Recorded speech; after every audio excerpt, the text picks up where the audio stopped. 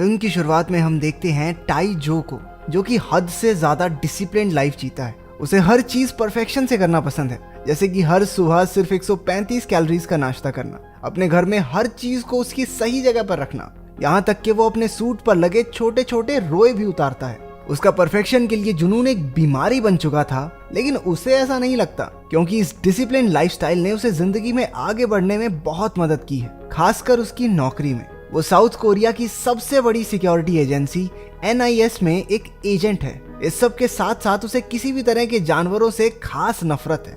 एक दिन जब वो लिफ्ट में एक आदमी और उसके कुत्ते के साथ था, तो उस कुत्ते ने टाइजू के मुंह पे मूत दिया और माफी मांगते हुए उसके मालिक ने पेशाब उसके पूरे मुंह पे फैला दिया। ऑफिस जाकर उसका मूड थोड़ा ठीक हुआ जब उसके कोलीग्स ने उसे एडवांस में प्रमोशन की बधाई दी। इसके बाद सभी को एक जरूरी मीटिंग के लिए बुलाया गया, जिसमें पता चला कि चाइना से एक VIP आने वाला है और उन लोगों को उसकी सुरक्षा का बंदोबस्त करना होगा। ये इवेंट चाइना और कोरिया के बीच 25 साल के अच्छे संबंधों की खुशी मनाने के लिए ऑर्गेनाइज किया गया है और इसमें किसी भी तरह की गड़बड़ बर्दाश्त नहीं की जाएगी। पता चलता है कि वो VIP कोई इंसान नहीं बल्कि मिंग मिंग नाम की एक पैंडा है। जानवरों से नफरत होने के बावजूद टाइजू इस काम के लिए वॉलंटियर करता है ताकि उसकी प्रमोशन पक्की हो जाए। इवेंट वाले दिन टाइजू ने सुरक्षा के पुख्ता इंतजाम किए थे। कई मिलिट्री डॉग्स को भी बुलाया गया था ताकि इवेंट में किसी भी तरह की गड़बड़ ना हो। टाइजू अपने जूनियर एजेंट क्रोनी से मिला, जो अभी अभी न्यूजीलैंड से लौटा था। उसे इम्प्रेस करने के लिए क्रोनी ने टाइजू को एक पेन दिखाया जो 100 मील के दायरे में थोड़ी देर के लिए सभी बिजली उपकरणों को बंद कर सकता है। क्रोनी वैसे बुरा आदमी नहीं था, लेकिन उसकी किस्मत इतनी खराब थी कि वो हर जगह कोई ना कोई गड़बड़ कर ही देता था। इसलिए टाइजो ने उससे वो पेन ले लिया और ढंग से अपनी ही जगह पर रहने को कहा। थोड़ी देर बाद प्रोग्राम शुरू हुआ और मिंग मिंग स्टेज पर आई। उसे देखकर सब बहुत खुश हुए और उसकी तस्वीरें लेने लगे, लेकिन तभी कुछ गुंडों ने वहां हमला कर दिया। वो अपने साथ स्मोक बॉम्ब्स लेकर आए थे। उन्होंने वो स्मोक बॉम्ब स्टेज पर फेंके, जिससे वहां हड़बड़ी मच गई। मिंग मिंग भी डरकर वहां से भाग ली। क्रोनी ने ये सब देखा और एक गोल्फ कार्ट में बैठकर उसका पीछा करने लगा। टाइजो भी उसके पीछे ही था, लेकिन तभी उन गुंडों ने मिंग मिंग को बेहोशी की गोलियां मारकर गाड़ी में बैठा लिया। टाइजू ने उन्हें रोकने की कोशिश की, लेकिन गुंडों ने उसके पास एक स्मोक बॉम्ब फेंका और उसे चकमा देकर वहां से निकल गए। इससे पहले कि वो उनका पीछा करता, क्रोनी ने अपने गोल्फ कार्ट से उसे टक्कर मार दी।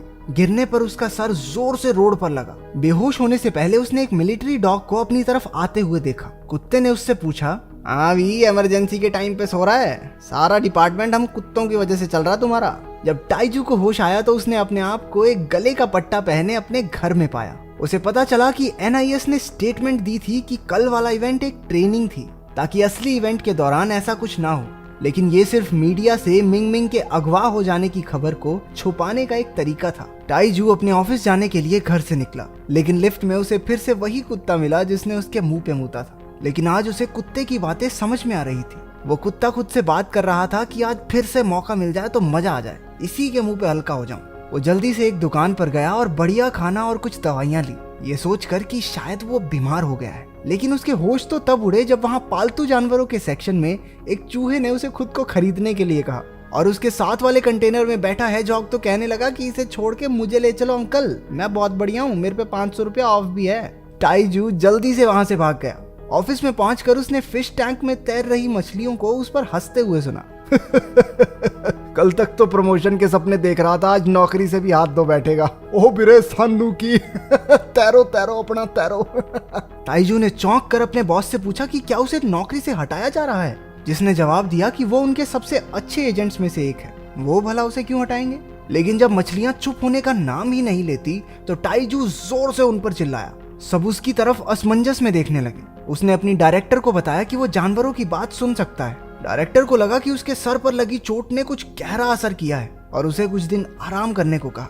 ऑफिस से टाइजू सीधा जू में गया, जहां नकली पांडा को रखा गया था। ये पांडा कोई और नहीं बल्कि क्रोनी था, जिसे कॉस्ट्यूम पहनाकर वहां छोड़ दिया गया था ताकि किसी को शक ना हो। जब टाइजू और क्रोनी कुछ बातचीत कर रहे थे तो क्रोनी ने गलती से अपनी कॉस्ट्यूम में ही आग लगा ली, जिसके बाद उसे अस्पताल ले जाना पड़ा। जब टाइजू घर लौट रहा था तो उसे एक फीमेल गोरिल्ला ने अपने पास बुलाकर कहा कि वो जानती है कि VIP पांडा कहाँ मिलेगा और एक मैगजीन के बदले उसे वो ये जानकारी दे देगी। टाइजू उसे नेशनल ज्योग्राफिक की मैगजीन देता है, जिसमें वो सेक्सी गोरिल्लाओं की तस्वीरें निहारती है। फिर उसने टाइजू को नाम के एक कुत्ते के बारे में बताया जिसे किडनैपर्स की सुगंध याद है। अगर उसने को ढूंढ लिया तो वो उसे मिंग मिंग को अगवा करने वालों तक ले जा सकता है।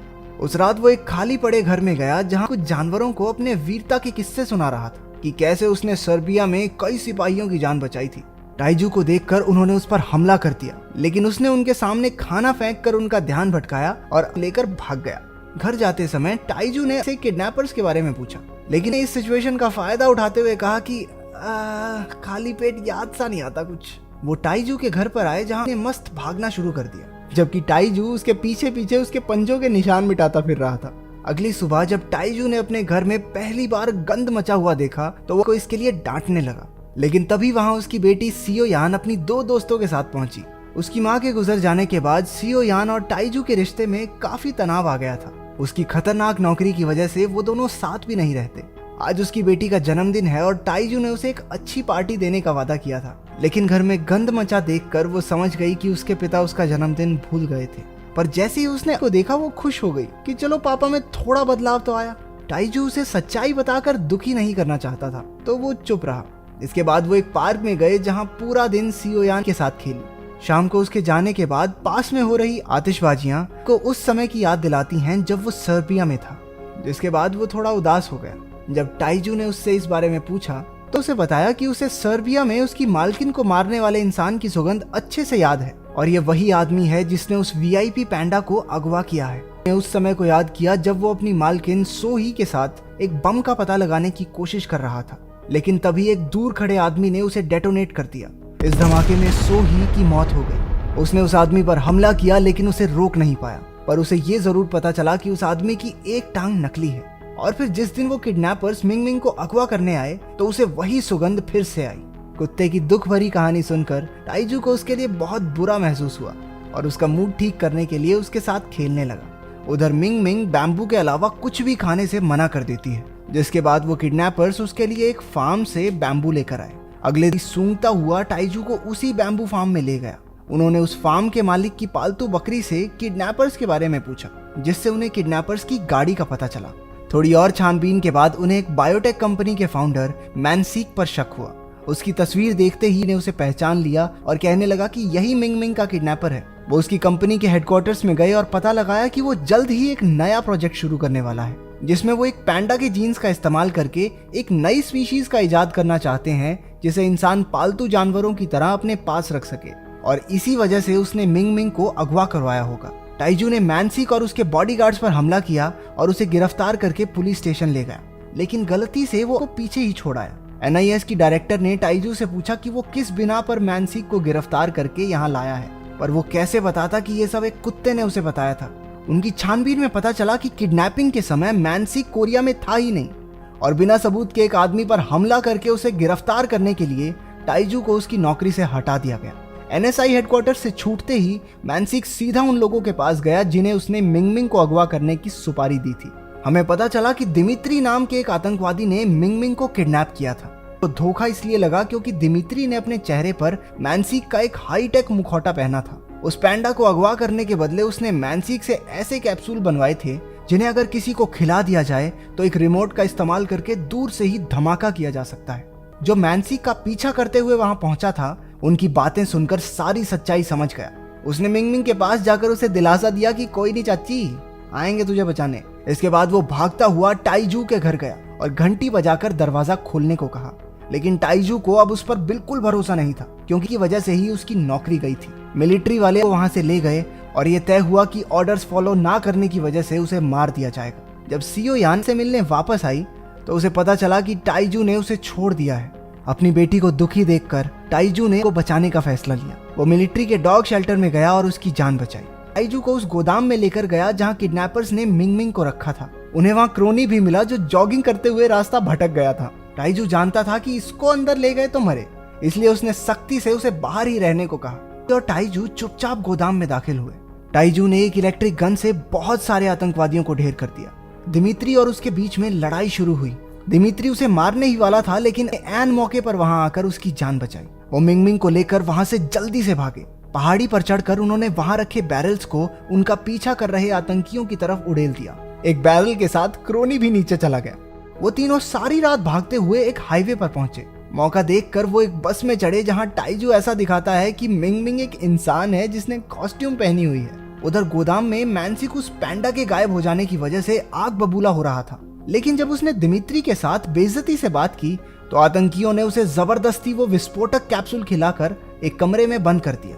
दरअसल दिमित्री का असली प्लान ये था कि वो मिंगमिंग को एक कैप्सूल खिलाकर वापस भेज देगा, क्योंकि जल्द ही वो पैंडा एक ऐसे इवेंट में जाने वाली थी जहां चाइना और कोरिया के बड़े बड़े लीडर्स भी मौजूद होंगे और वो उस कैप्सूल का इस्तेमाल करके उन्हें मारना चाहता था। आतंकियों के बाहर आ जाने के बाद गोदाम में एक जबरदस्त धमाका हुआ, जिसका मतलब ये था कि वो कैप्सूल जो उन्होंने मैंसिक को खिलाया था फट गया।